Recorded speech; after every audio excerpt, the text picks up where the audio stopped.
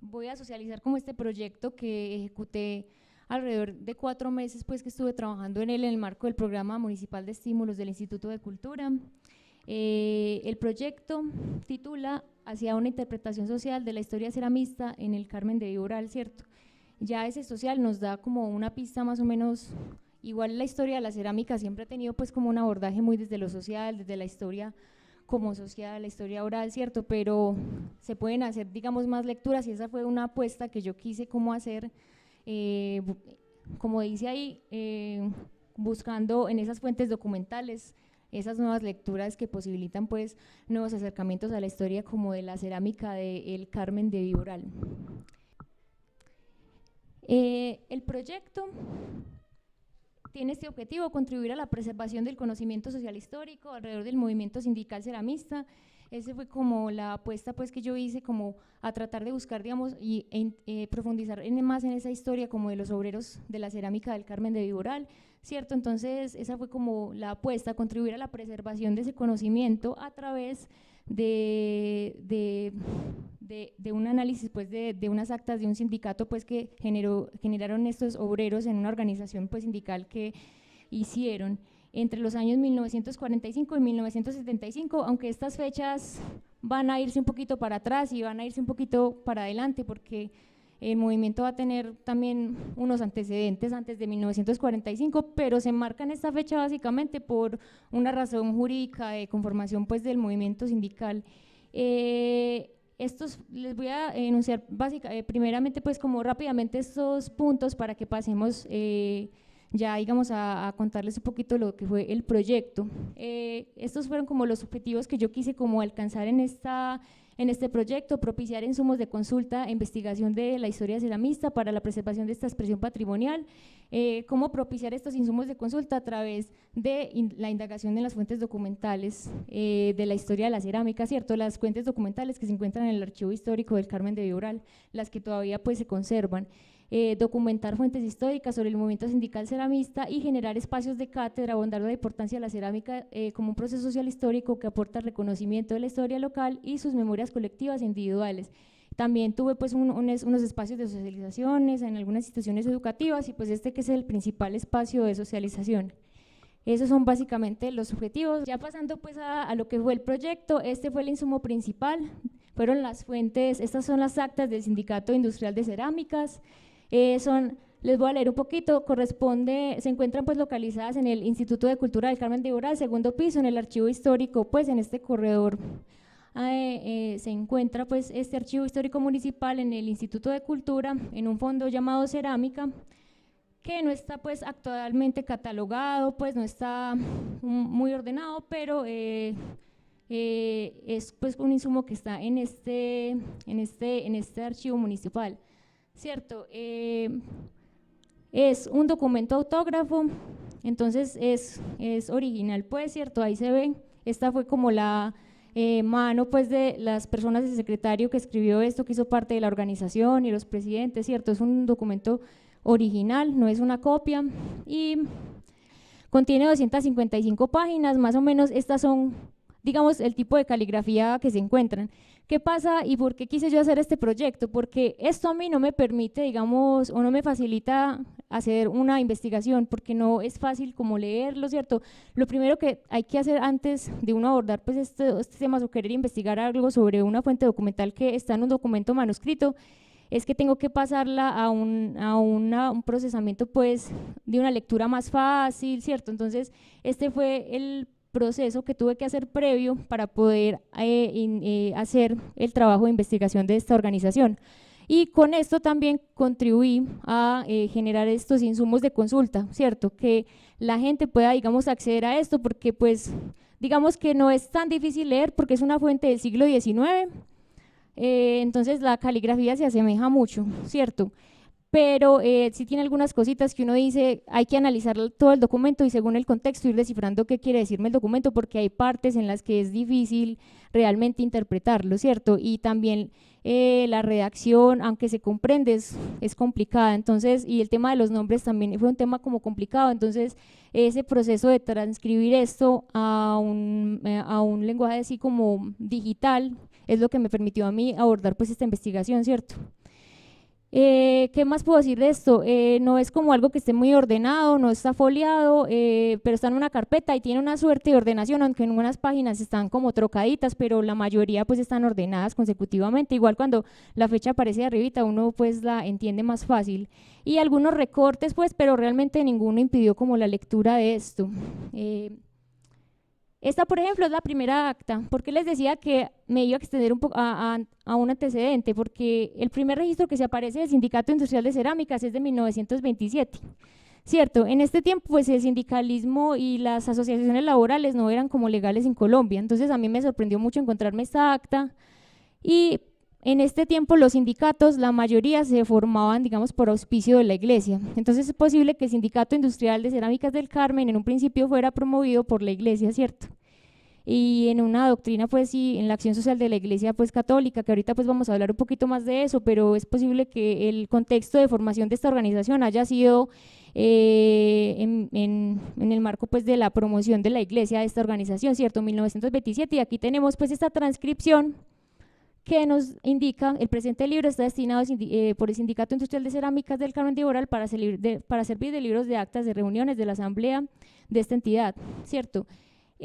También otra cosa importante es la fecha, que es muy prematura, y también hay unos talleres pues que existen ya, por ejemplo la Júpiter desde 1921 estaba, y fue una de las empresas pues que más tuvo como peso desde esta conformación pues del sindicato, además de otros personajes pues que también vamos a reconocer, pero bueno, esto es como el antecedente, ¿cierto? Aquí vamos a tener un bache importante porque ya no van a generar más documentos sino hasta 1947, entonces hay un bache pues ahí que no hay como una explicación que dé cuenta de eso. De 1927 no hay, como solo está esta acta para 1947 y vuelve a retomar en 1960, tienen ese bache, esa existencia de esa documentación, ¿cierto?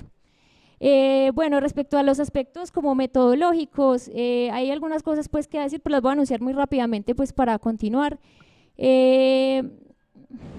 Digamos que respecto al archivo, bueno, ahí puse algunas citas, pero vamos a pasar a las clases de documentos, ¿cierto? Para que ustedes más o menos tengan una idea de los documentos en que se dividen, ¿cierto? Se dividen, por ejemplo, en fuentes primarias, ¿cierto?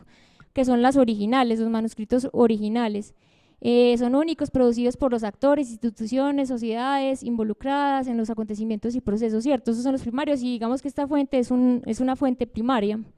Los inmateriales, porque hay unos materiales e inmateriales, ¿cierto? Entonces, los documentos que acabamos de ver, los anteriores, hacen parte de documentos primarios materiales, ¿cierto? Que existen pues y están pues ahí reflejados tangiblemente, pero también hay inmateriales como los testimonios orales, las costumbres, conocimientos, representaciones, ¿cierto? Rituales, técnicas, esos también son fuentes primarias, pero de un carácter más inmaterial, que también la cerámica del Carmen ha usado mucho, digamos, este tipo de fuente inmaterial, y la historia de la cerámica también se ha construido mucho a través de la historia oral, que también tiene, digamos, unas contraindicaciones, y también porque, digamos, que la fuente oral va desapareciendo con las vidas de los ancianos que trabajaron en esos talleres, ¿cierto? Ellos van muriendo y esa historia pues se va perdiendo, la memoria falla, entonces también esa es una cualidad que tienen los documentos, pero también igual sí hay que hacerles una crítica de fuentes, ¿cierto? Para poder abordarlos, porque lo que nos dicen los documentos tampoco es lo que es verdad, y también tienen una intencionalidad que uno tiene que aprender a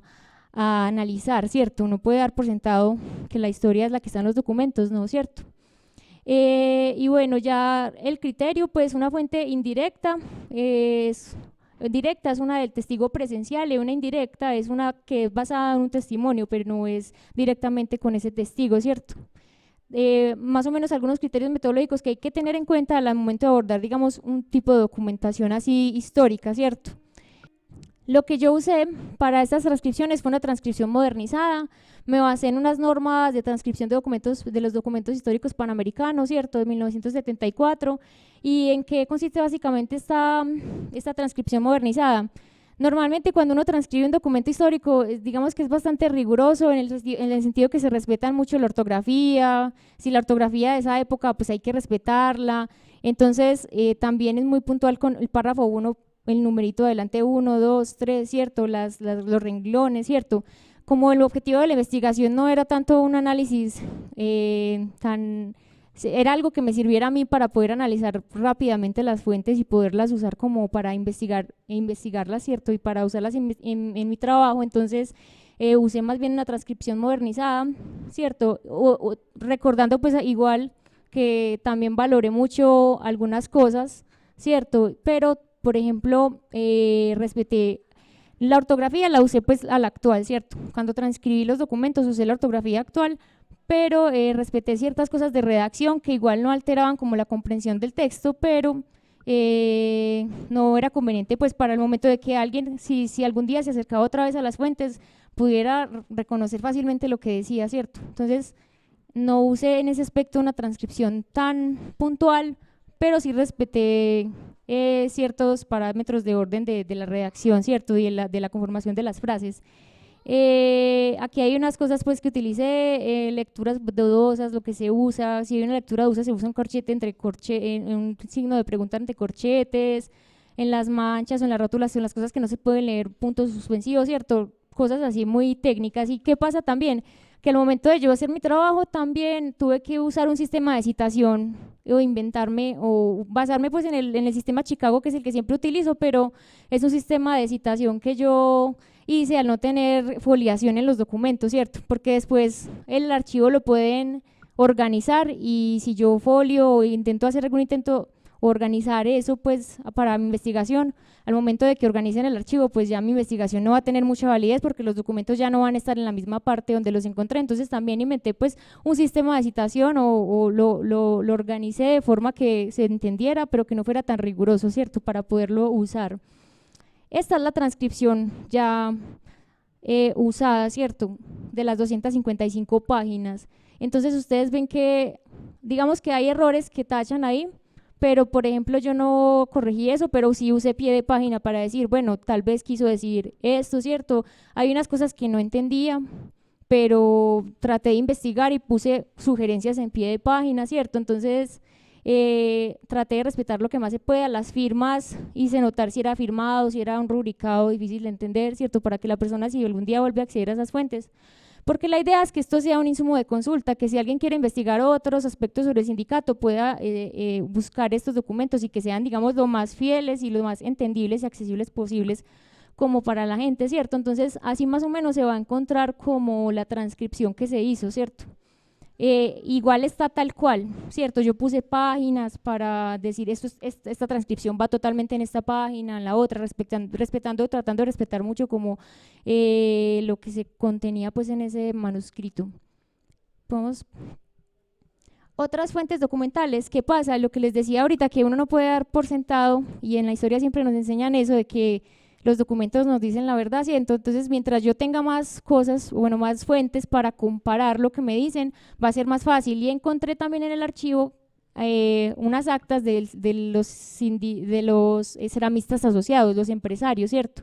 En muchas de ellas hablan sobre el sindicato, hablan sobre la tramitación de pliegos que les mandaba el sindicato, ¿cierto? Cómo asumir esas peticiones que les hacían desde la organización obrera. Entonces es muy bueno comparar estas fuentes, ver la opinión de los empresarios en contrarrespuesta como lo que decían los obreros sindicalizados, ¿cierto? Entonces es muy importante, hay unos hallazgos muy interesantes, pero yo siento que todavía pues falta profundizar un poquito en esta cuestión de la opinión de los empresarios, ¿cierto? También hay correspondencia que hablan sobre el sindicato.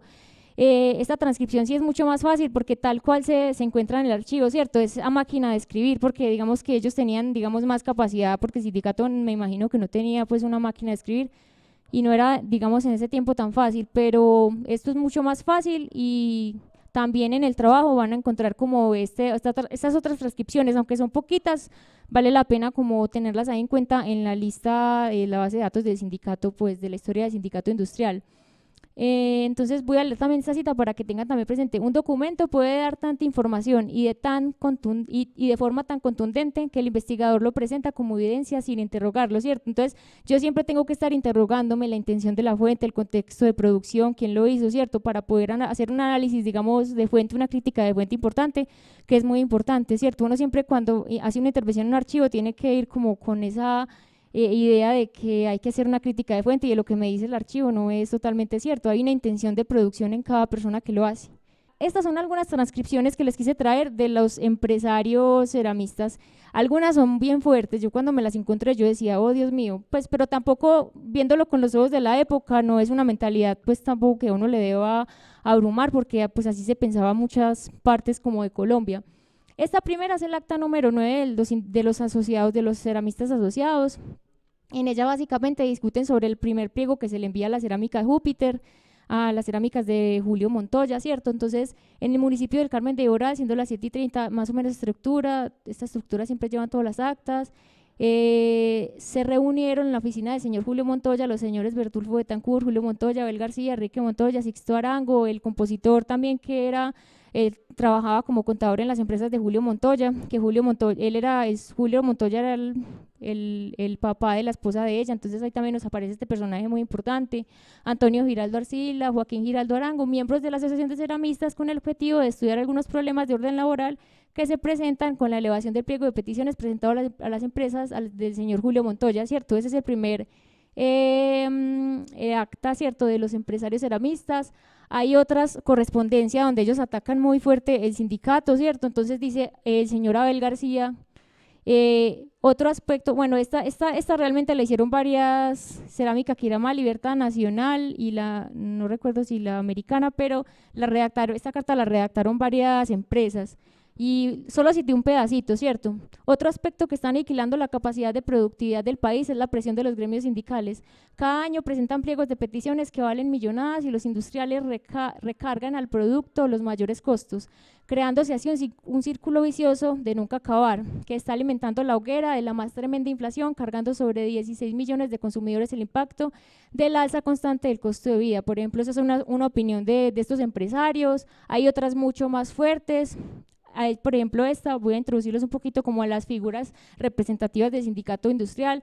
Hace 4 años aproximadamente, un sacerdote de nombre Jairo Gómez se dio la tarea de establecer un sindicato en el Carmen, para cuyo objetivo se ha valido de los privilegios que le da su investidura, coaccionando a los trabajadores bajo amenaza de cometer pecado si no se afilian al movimiento, atentando contra el derecho de la libertad de asociación que consagra la ley y llevando por todos los medios a la rústica mentalidad de los trabajadores el odio contra nuestras personas, alimentado y estimulando en ellos la urgencia de revolución, para de esta forma obtener riqueza y bienestar para todos los asalariados, ¿cierto? Una opinión bastante fuerte hacia el Jairo Gómez. A él no lo querían casi en los empresarios, todo lo que he encontrado sobre él, que hablen sobre los empresarios, hablaban mal de él, y lo que yo me di cuenta en las actas es que él era él trataba de conciliar, ¿cierto? Entonces es bastante, no sé qué pasó ahí, porque en las actas se ve que él trataba de conciliar, de llevar todos los mejores términos, de no ir como a la violencia ni nada de eso, pero todas las cosas que uno encuentra sobre él de opinión de los empresarios son fuertes.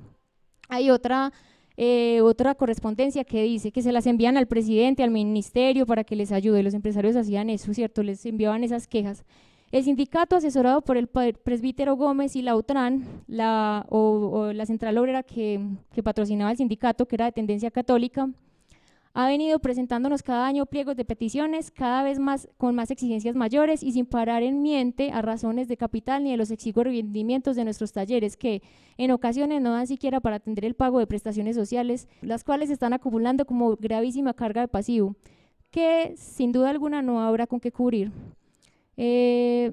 Cuando hace unos 7 años en el Carmen de Oral se ocupaban en la labor ceramista más de 700 trabajadores, hoy en día no alcanza 400, debido en forma exclusiva a la corrosiva y destructiva labor del sindicato, que solo se ha concretado en agotar las fuentes de empleo y convertir en mártir a toda persona que se atreve a montar una industria en donde se requiere personal para motivarla.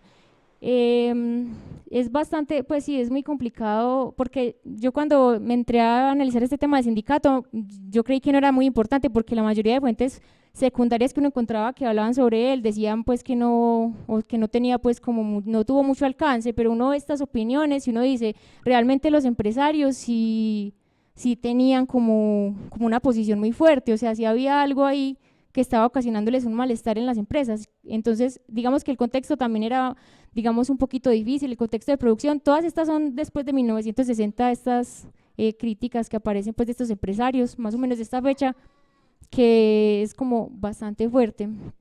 Hay otra cita, se las voy a leer para pasar a la siguiente.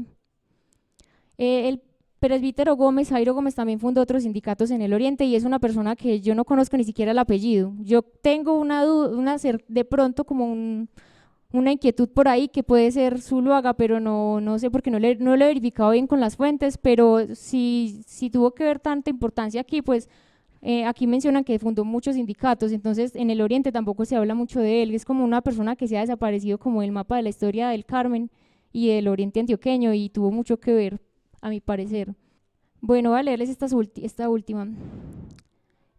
Fuera del cumplimiento de la ley, nosotros hemos venido concediendo algunos beneficios extralegales a los trabajadores como primas, aguinaldos. Ahora, sin embargo, se nos presenta un pliego exigiendo aumentos salariales en igualdad de condiciones al que se presentó en la empresa de Coltejer de Medellín, sin discriminar la capacidad de capital de 20.000 pesos a 500 millones, como la citada empresa. Es natural que al acceder a semejante despropósito no solo liquidaría nuestros talleres, sino que abocaría al hambre y al fracaso a nuestras familias, pues el beneficio que recibimos de nuestra labor es el mismo que compartimos con nuestros trabajadores. Al presentarse pues la negativa a estas pretensiones, los trabajadores instigados por el presbítero Gómez, por su ayudante el presbítero Gilberto Pineda y Lautrán, se han lanzado en huelga el 26 del corriente mes, ¿cierto?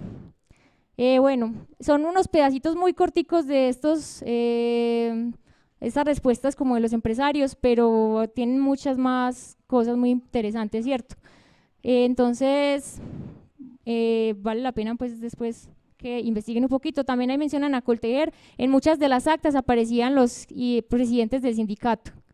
Ahí, ¿cierto? Y también apareció en una de las actas la presencia del sindicato de Coltejer, el presidente de Coltejer estuvo en una de las actas aquí en el Carmen, pues presente en uno de las asambleas, entonces había una conexión muy fuerte entre los sindicatos, pues comandados como por la UTRAN y por la iglesia, ¿cierto? Todos tenían como una conexión.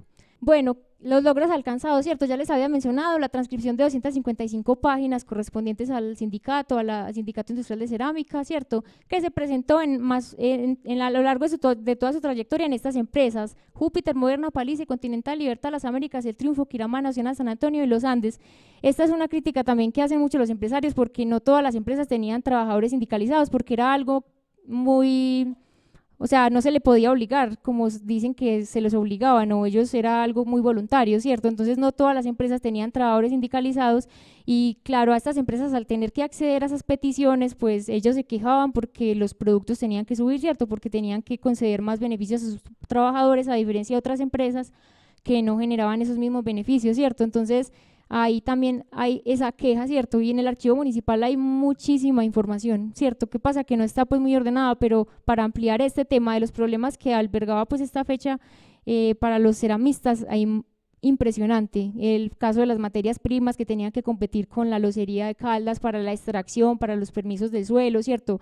El tema de la deforestación también se habla en esas actas, ¿cierto? No solo de sindicato, entonces uno encuentra un montón de información que es muy importante y que uno ve que pues que falta mucha, digamos, mucha conciencia de las administraciones municipales para poner un delegado allá, para que se haga un mantenimiento, se busquen convocatorias para organizar estos documentos, porque la mayoría están así rasgados y esta es una historia que se puede perder, ¿cierto? O sea, los documentos se van deteriorando, así como la memoria también deteriora, los documentos también, ¿cierto? Entonces es importante y aquí se han hecho esfuerzos solo con la Casa de la Cultura, pero yo siento pues que sí falta más ayuda como de las entidades municipales, ¿cierto?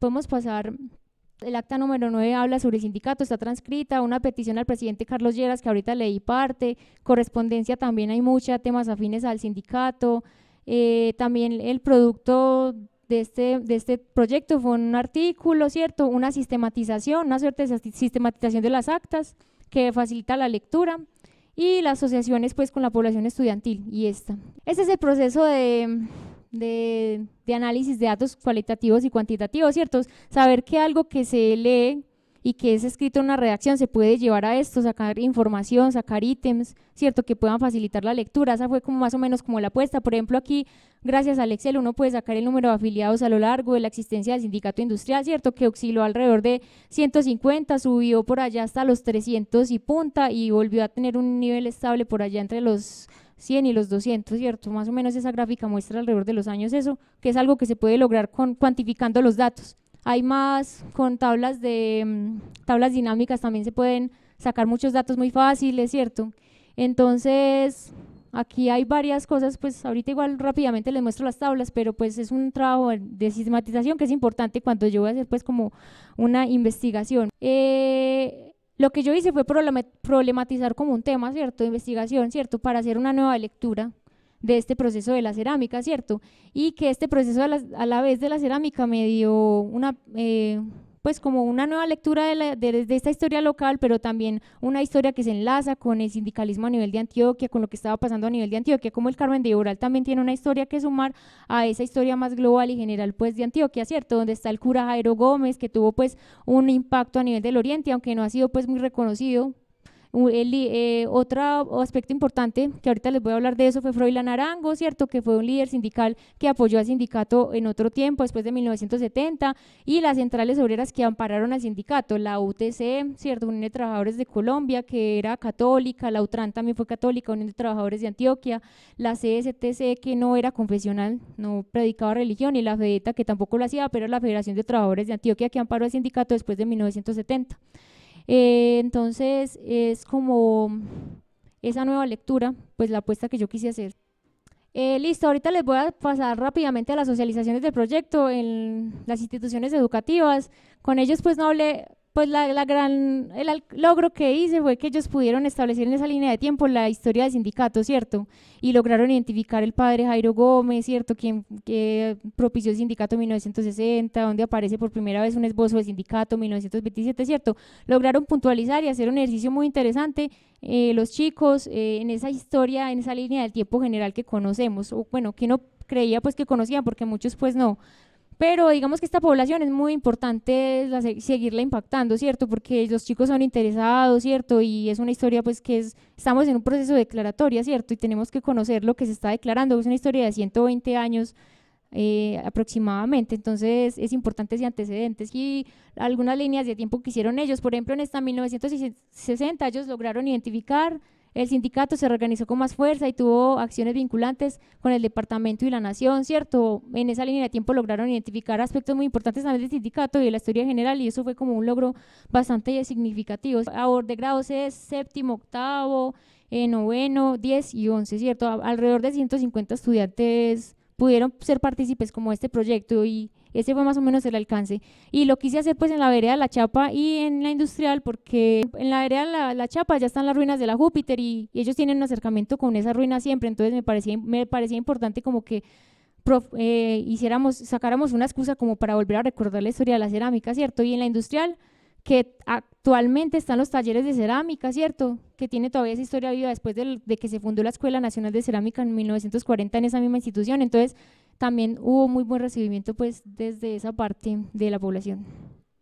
Listo, bueno, les voy a hablar un poquito como de los temas del sindicato. Bueno, hay algo muy interesante del sindicato y es esa primera parte patrocinada, digamos, por la Iglesia en 1927, pero ya uno encuentra como esa descripción más detallada después de 1960 que aparece el padre Jairo Gómez, ¿cierto?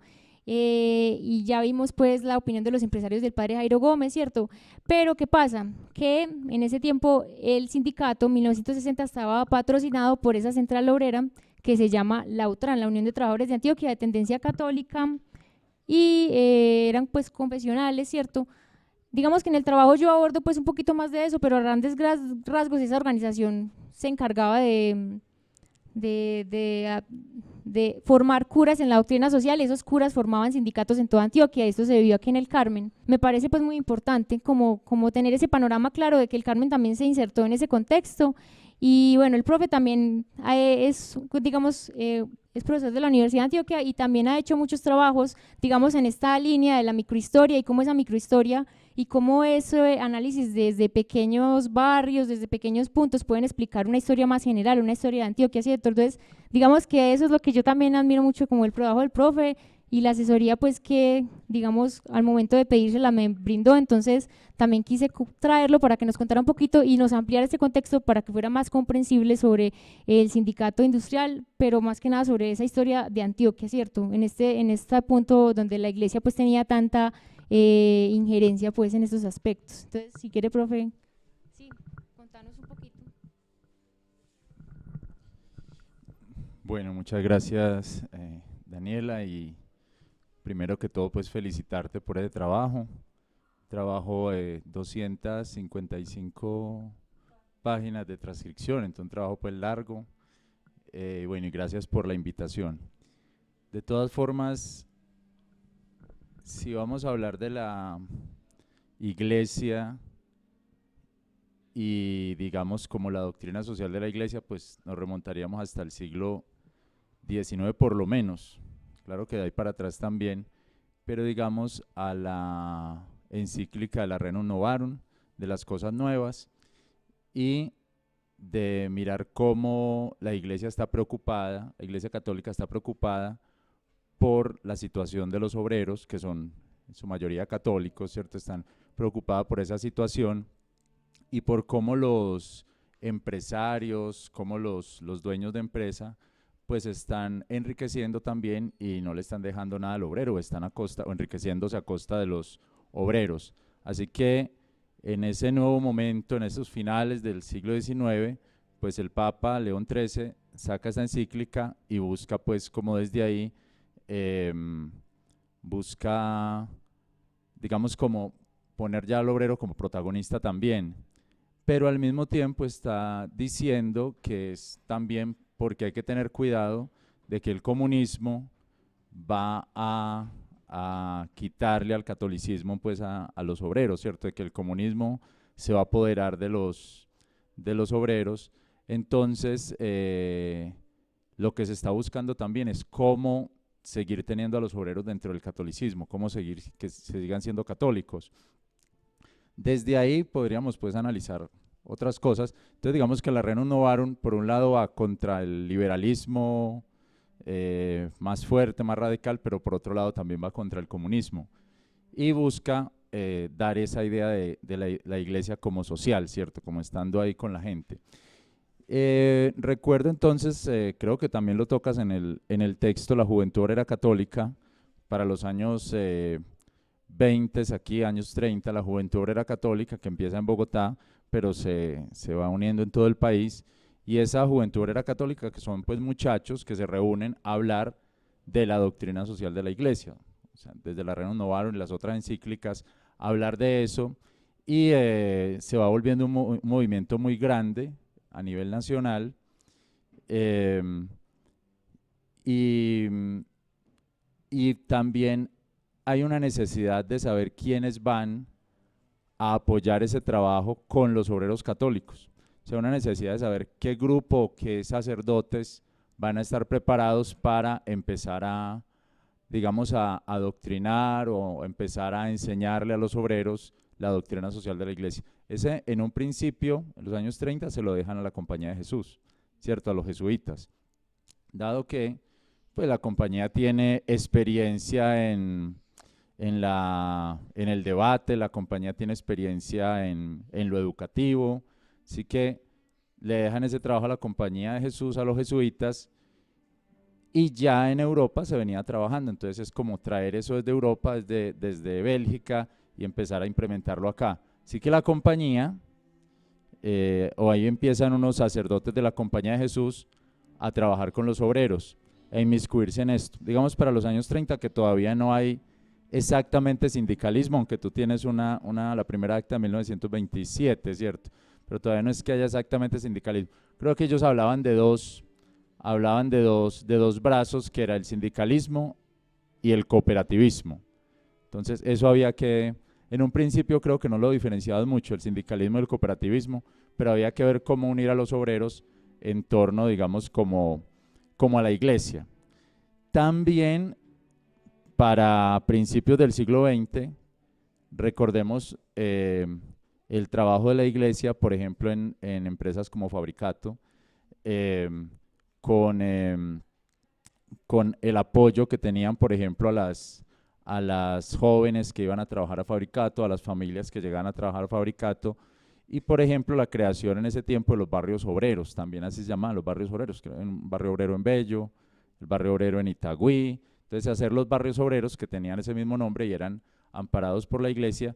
Y una cosa muy interesante, me decía un arquitecto que hizo un trabajo sobre los barrios obreros, es que los barrios obreros parecía como si fueran una iglesia, o sea, estaba la iglesia digamos, en adelante, y las casas parece como si fuera una iglesia, lo que hubiera ahí, como Jesús y todos los feligreses, pero eran las casas. Entonces esa era también la idea arquitectónica del barrio obrero, era como si estuviera una comunidad, una congregación. Parecía muy interesante, él tiene unas fotos, incluso aéreas, de los barrios obreros. Entonces, también todo este trabajo, pues digamos, con las jóvenes, con los obreros, con las familias obreras, era también una idea de tener a los empleados todavía en la iglesia. Por eso las empresas tenían las iglesias dentro de la empresa. Entonces, la gente iba a misa dentro de la empresa. El 1 de mayo no se celebraba, sino que era dentro de la empresa que se hacían algunas actividades, pero no se salía a marchar o algo así. Entonces, este primer momento es el momento de la Juventud Obrera Católica, pero ya para… ¿Cuándo viene Gaitán aquí al Carmen? ¿Cuándo es? 1940, en el gobierno de Santos. Creo que en el gobierno de Santos viene Gaitán y funda la Escuela Nacional de Cerámica, ¿cierto? Entonces, aquí estuvimos buscando a ver si lo recibieron bien, si lo recibieron mal, no teníamos mucha información sobre eso, pero el hecho es de que llega Gaitán acá, funda la Escuela Nacional de Cerámica, y viene también Gaitán con toda una idea sindical, viene también Gaitán con una idea educativa, porque era el ministro de Educación en ese momento, y entonces, pues lógicamente lo van a recibir los que ya están de alguna manera afiliados o hacen parte ahí del sindicato. Entonces ahí de pronto en ese interregno que no hay información, podemos pensar en la llegada de Gaitán, en el tiempito que él es ministro de Educación en ese gobierno, porque no dura mucho, pero ya tenía toda una propuesta, educativa y sindical. Y entonces los jesuitas lo que hacen es formar sindicatos o apoyar la formación de sindicatos, y por ejemplo la UTC, la Unión de Trabajadores de Colombia, que es un sindicato católico y que en lo que pudimos encontrar es un sindicato, en lo que nos hemos dado cuenta es un sindicato que preparaba muy bien a la gente, por ejemplo en la oratoria, en la doctrina social de la iglesia, en contaduría, en lo que se requería, ¿cierto? Daba clases de filosofía de la religión, en lo que se podía, e incluso en algún texto del padre Jairo Gómez Giraldo, dice que incluso entrar a los sindicatos comunistas y ver cómo cambiar el pensamiento de los sindicalistas comunistas, ¿cierto? Ver cómo infiltrarse de alguna manera ahí, y hacer que estos sindicalistas comunistas pues salgan de ahí, y los que estaban en la CTC salgan de ahí y ingresen a la UTRAM, por ejemplo. Entonces, y a la UTC, a la Unión de Trabajadores de Colombia. Entonces es la formación de sindicatos en todo el país en ese segundo momento. Y yo diría, Daniela, que hay un tercer momento, que es el Concilio Vaticano II. Sería como el primer de la Juventud Obrera Católica en los años 20, 30, ahí incluyendo la conferencia episcopal de 1936, que también está buscando crear sindicatos, está haciendo esa propuesta. Un segundo momento en los años 40 ya con los sindicatos, ya la UTC, y un tercer momento con el Concilio Vaticano II, donde se le invita a la iglesia a abrirse a la gente. Ya se cambia un poquito, por lo menos hay documentos de cambiar la mentalidad, ya no es como el sacerdote por allá alejado, divino, ¿cierto? Y la gente no ven al sacerdote porque ese es Dios, es una imagen de Dios, entonces por allá alejado, hablando en latín, bueno, es el sacerdote muy diferente a la gente. Entonces lo que dice la iglesia, el Concilio Vaticano II, incluso Ratzinger, dicen hay que acercarse a la gente, o sea, hay que humanizarse, ¿cierto? Volverse humano y acercarse a la gente. Entonces ya el sacerdote y ya los jesuitas, en especial, algunos cierran la casa jesuita en Bogotá y van y viven con la gente en la idea de que el reino de Dios es de los pobres. Y creo que eso está basado en un versículo del Evangelio: bienaventurados los pobres porque de ellos es el reino de Dios, ¿cierto? Entonces el reino de Dios de los pobres, entonces ya ellos deciden ir a vivir y no seguir en sus riquezas y acercarse a los pobres, sino dejar sus riquezas y vivir como pobres, ¿cierto? Meterse allá, dejar todo y estar entre los pobres. Entonces, esa idea de abrirse, de humanizarse, va cambiando porque es como que ellos van notando, como que en la literatura misma se va notando, que la gente admira mucho al sacerdote humano, que la gente lo admira es porque siente lo mismo que ellos sienten, se enamoran de ellos porque cometen los mismos errores que ellos, o toman cerveza con ellos, juegan cartas con ellos, o salen de misa y se van a la cantina enseguida a charlar un rato. Entonces ese sacerdote parece que es muy, muy cercano. Y ahí estaría entonces Jairo Gómez, por lo menos Jairo Gómez Giraldo. Tendríamos que preguntar en la diócesis también, son Río Negro. Yo creo que ahí nos pueden dar alguna idea en Río Negro, nos pueden dar alguna idea porque todavía hay algunos que están ahí.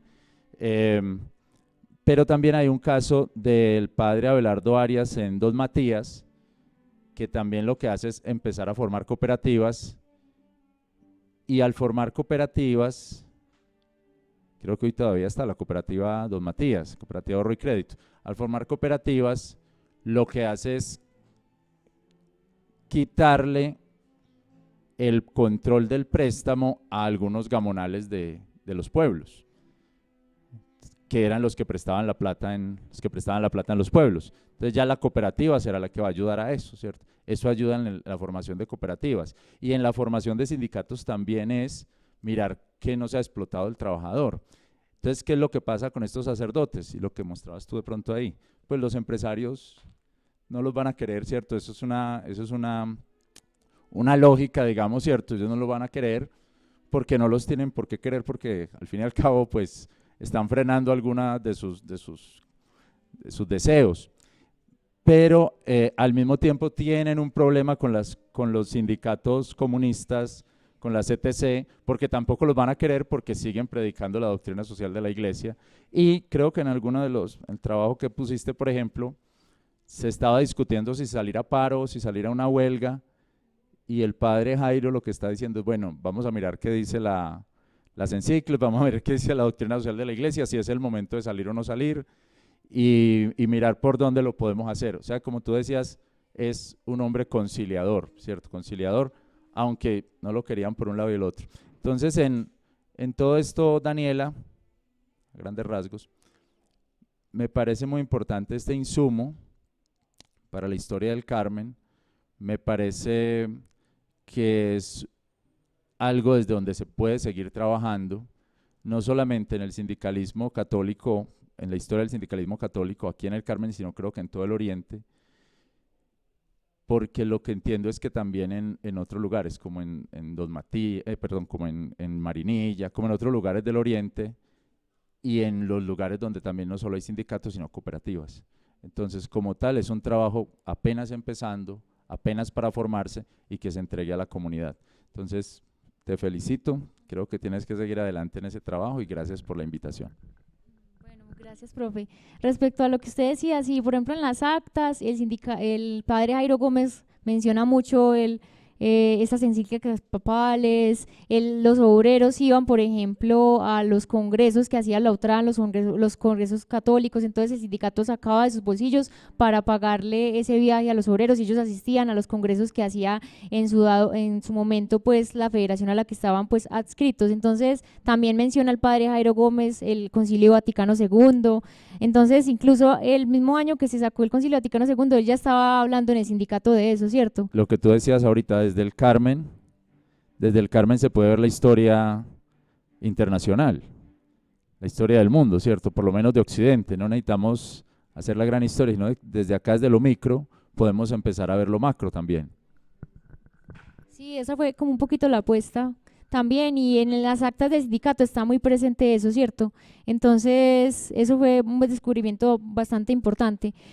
Les contaba, a partir de 1960 el sindicato estaba amparado pues por la UTRAN y el Jairo Gómez, ¿cierto? Y la Unión de Trabajadores de Colombia, la UTC. Y en 1970 pasó algo muy extraño, bueno, extraño no, la UTRAN iba perdiendo mucha fuerza, ¿cierto? En sus líneas, entonces nunca, en las actas de evidencia que dejaron de asistir al sindicato con dinero, con apoyos a las huelgas, porque se salían a bastantes huelgas, entonces En esa falla o en esa ausencia de la UTRAN, el sindicato se afilia a otra central, pero esta central no es de tendencia católica, de hecho es no confesional, ¿cierto? Y en 1940 la UTRAN y la FEDETA, que es es central obrera, pelean mucho, ¿cierto? Están siempre en una pelea constante porque, claro, la FEDETA se autocatalogaba pues como no confesional y eso a la Iglesia Católica no le gustaba. Entonces es muy curioso que primero se afilie pues a la UTRAN, pero ya después olvide como esa ideología, ¿cierto? Y se afilia a la FEDETA, que era no confesional. Y en esta etapa, a partir de 1970, porque fue nada más en un recorrido de 10 años y bueno, teniendo de pronto ese antecedente un poquito más que la Iglesia Católica tuvo injerencia con el sindicato, pero después de 1970 entra Froilán Arango, que también fue, creo, el líder que más evidencia en las actas, que siempre estaba pues presente, ¿cierto? A partir de 1970 era Froilán Arango, un líder sindical del Oriente Antioqueño, muy importante, que estuvo como en la Unión la Unión Patriótica, ¿cierto?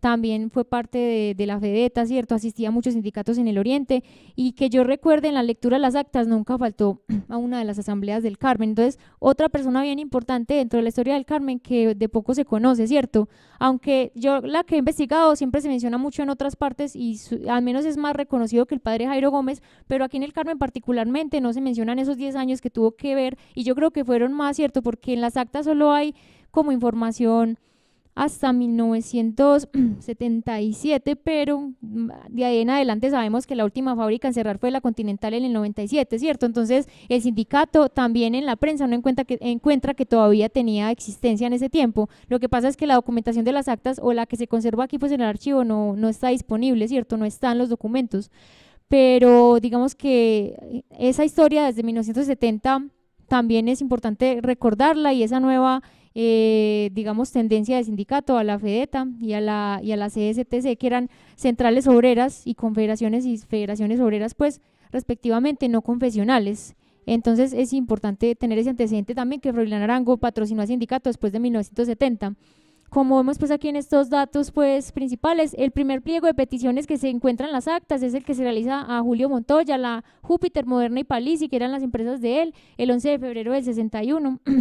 Y en esta época también se salió a huelga, ¿cierto? Se registraron 10 procesos de tribunal de arbitramiento. Rápidamente es un mecanismo jurídico que usaban que era antes de llegar a la huelga, ¿cierto? Era algo de conciliación, ¿cierto? Vamos a conciliar, usted pone un árbitro, los empresarios ponían un árbitro, el sindicato ponía otro árbitro, el Estado ponía un árbitro y ahí decían más o menos las utilidades que tenían las empresas y lo que podían ofrecerle a los obreros, ¿cierto? Entonces ese era un mecanismo que se usó bastante, 10 procedimientos se encuentran, 7 huelgas desde 1965 hasta el 75, habían bastantes huelgas incluso que duraban meses, ¿cierto? Y el sindicato también amparaba esas huelgas a los trabajadores que salían a ellas. También el sindicato, se evidencia en las actas, prestó ayuda a otros sindicatos del Oriente, como por ejemplo se menciona a Noel, a Textiles Río Negro, a Grulla, Invatex, a Pepalfa. El sindicato también tenía esas conexiones y asimismo al sindicato también lo ayudaban, al sindicato asistían los presidentes de los sindicatos de otras regiones pues del Oriente, entonces era una conexión siempre, siempre entre esos sindicatos. Cierto, ya mencionamos las obreras, las centrales obreras que tuvieron que ver, la otra, la UTC, la FEDETA y la CSTC, que son dos orientaciones en las que yo, digamos, analicé el sindicato, ¿cierto? Desde la parte católica, después de la parte no confesional, en la que la Iglesia Católica ya no tenía injerencia. Porque es muy curioso, en las actas del sindicato, cuando estaba el padre Jairo Gómez, empezaba la asamblea con una oración, vamos a hacer una oración, ¿cierto? Ya después de 1970 eso no se ve, ¿cierto? Porque no está la presencia del padre Jairo. Entonces, digamos que son aspectos bien que dan como un tinte muy importante y característico pues como a esta organización pues en este tiempo. Entonces eso como que sería todo, ya no sé si tengan digamos dudas, preguntas, sugerencias, ¿alguien tiene algo que decir de casualidad? Bueno, decía que yo sí podría decir mucho porque Julio Montoya es mi bisabuelo y el último en operar la Júpiter fue mi papá, como cerca del 87. Además trabajé alrededor de 7 años en un taller de cerámica y yo tengo recuerdos pues del taller cuando yo iba en vacaciones y pasaba mucho tiempo en la Júpiter.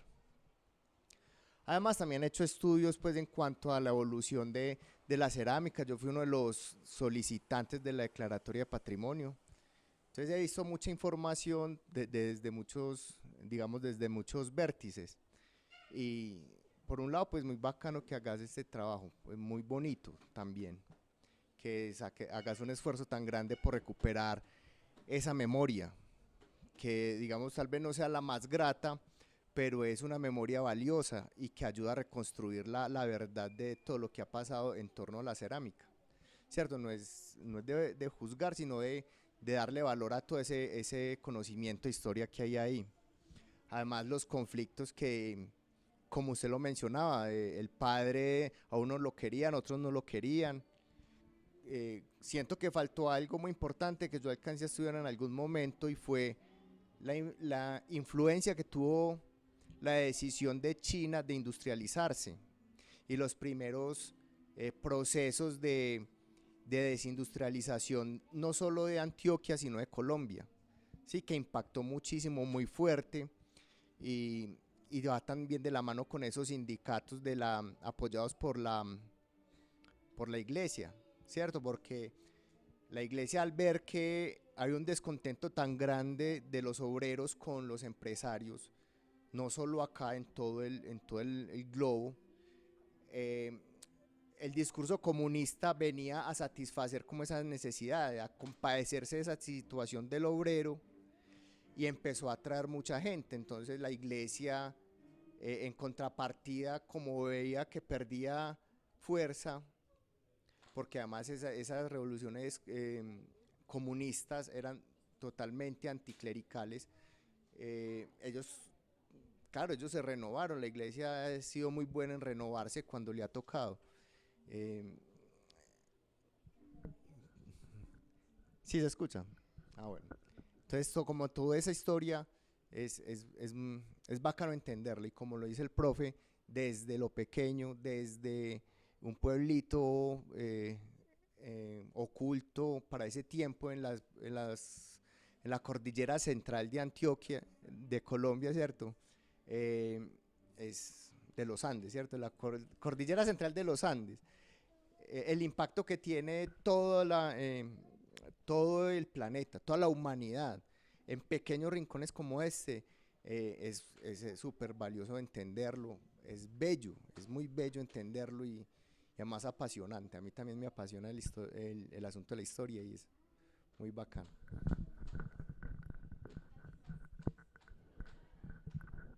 Sí, por ejemplo, listo. Respecto a Julio Montoya, yo realmente quise y me hubiera gustado encontrar más opiniones en los documentos, pero casi no había como información, aparte de que él hizo presencia en estas asambleas pues de los ceramistas asociados.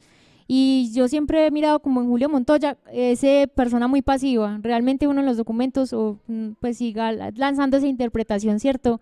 No era alguien como otros ceramistas que uno se encuentra opiniones bastante fuertes, que atacan, que bastante conservadores, que mejor dicho dicen que necesitamos mano fuerte, dura del Estado en todas estas personas. Entonces uno encuentra increíblemente pues estas opiniones de algunos empresarios de aquel tiempo, ¿cierto? Que en ese momento era normal y era en un proceso de industrialización de Colombia que casi era algo muy generalizado, pues que esas opiniones respecto al comunismo y esas tendencias como foráneas que empezaban a invadir como estos territorios. Entonces digamos que yo de esa persona no he encontrado tampoco, o más bien yo lo interpreto como alguien más bien como pasivo en esa historia. Cierto, a pesar de que a él le presentaron muchos pliegos de peticiones del sindicato, porque claro, era el empresario en ese tiempo más grande, tenía muchas empresas, entonces era bien importante en este tiempo. Bueno, por aquí.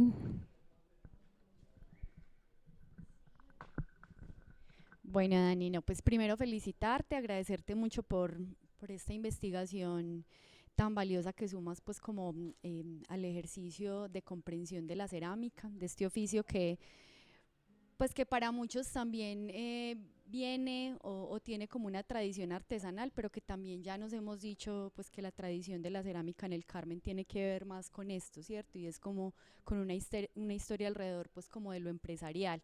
Entonces muy valioso eso que sumas pues como este ejercicio, esa comprensión también como de las tensiones del momento, y eso en clave de esa línea de tiempo que también nos propones, que tiene que ver con la historia que estamos también viviendo ahorita, ¿cierto? Quería simplemente, pues porque sé que también está ahí siempre como un espíritu como curioso, ¿cierto? Y porque también en parte de un par de conversaciones que tuvimos alrededor del tema, pues es claro que te moviliza el tema, te moviliza pues como el asunto también de la comprensión de la historia, y quisiera saber también como qué otros horizontes ves a partir de este ejercicio, de este estudio, como qué otros horizontes de estudios o de investigaciones ves como o en esta línea o en otra, ¿cierto? Entonces esa era como la pregunta.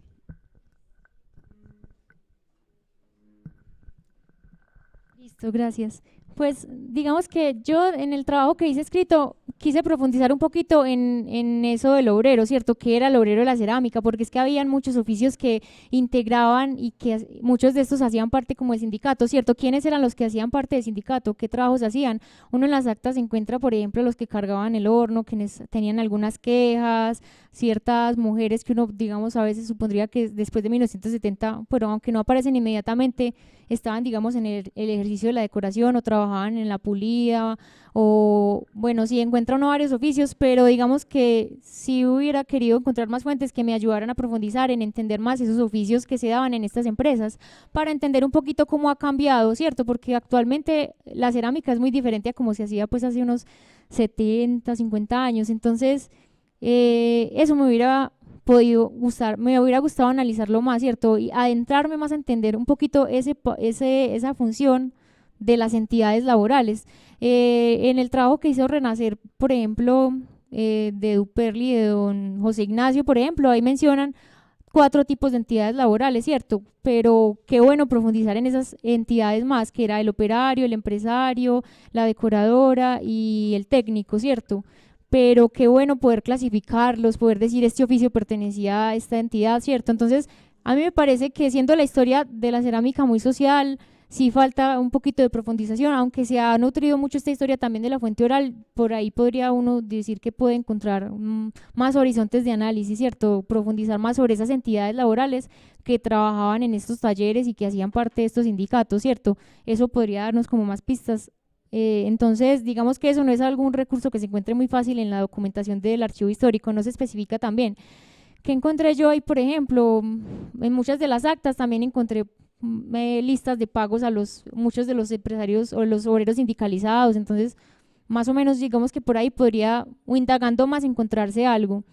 Eso pues hubiera sido algo interesante, igual lo que decía ahorita, que las actas no están completas, entonces también si se encuentran más adelante en el archivo, haciendo una investigación más exhaustiva, mirar como el devenir del sindicato, qué siguió pasando con él, ¿cierto? Digamos que de alguna forma esta investigación sobre el sindicato está en cierta medida un poco incompleta porque las fuentes no están como disponibles, ¿cierto? No están todas las actas, pero digamos que podría ser otra materia pues como investigación, buscar más documentos alrededor, ¿cierto? Antes es gracia que todavía estén conservadas estas actas, porque de verdad que no sé por qué suerte hasta el día de hoy están, pero es bien difícil el tema del archivo pues aquí en el Carmen, y a uno pues como lo que lo entristece un poquito porque es que hay información muy valiosa.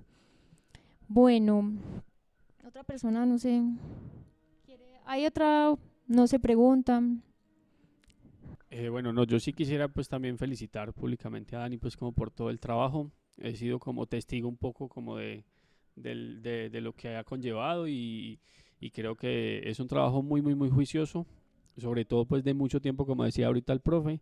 Este proyecto empezó, pues yo creo que incluso tiene trabajo desde que antes de que saliera la convocatoria, porque ya estaba Dani pues como en su cuento de ir transcribiendo las actas, de hacer visitas al archivo, y pues yo creo que es un trabajo pues digamos como bastante merecido, de mucho trabajo, y pues felicitarla públicamente.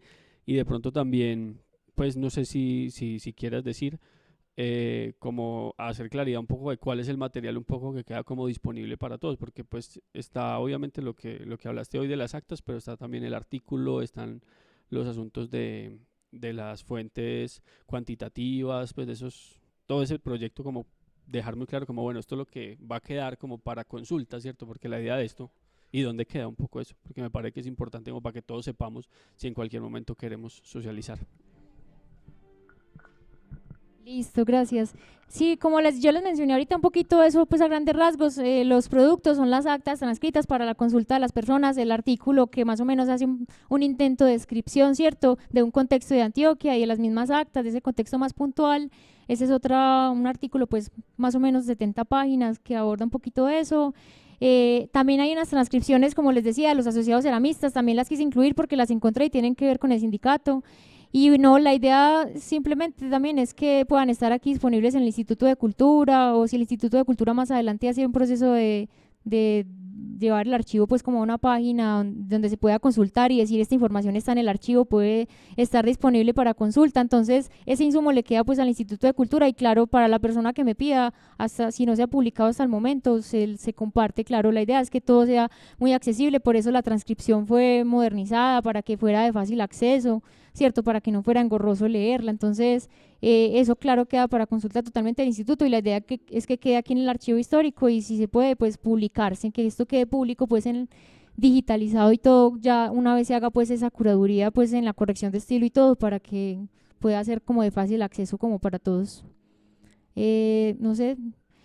Bueno, de todas maneras, muchísimas gracias. Yo también quiero agradecer mucho al programa de estímulos del Instituto de Cultura, a Marisol, que me estuvo ayudando pues un montón en asesorías y consultas, pues que estuvo pues ahí pendiente de mí, a Cris, que me estaba haciendo pues este proceso de grabar, y a Sebas, al profe, obviamente, que me prestó tanta asesoría en este trabajo, ¿cierto? Porque este trabajo empezó por allá desde hace muchos años, cuando yo fui a buscar otra cosa en el archivo y me encontré estas actas en el 2021 más o menos. Entonces por ahí, desde esa trayectoria con el profe que me asesoraba pues con otros trabajos, surgió entonces también mis agradecimientos como para él. Y no, muchísimas gracias a todos por venir, a Juli pues por la intervención también tan importante, qué bueno que nos acompañen, y no, muchísimas gracias. Eso sería pues como todo. Gracias.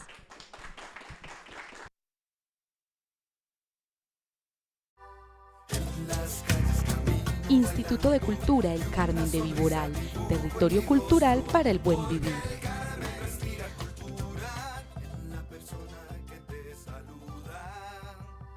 Mi vida es un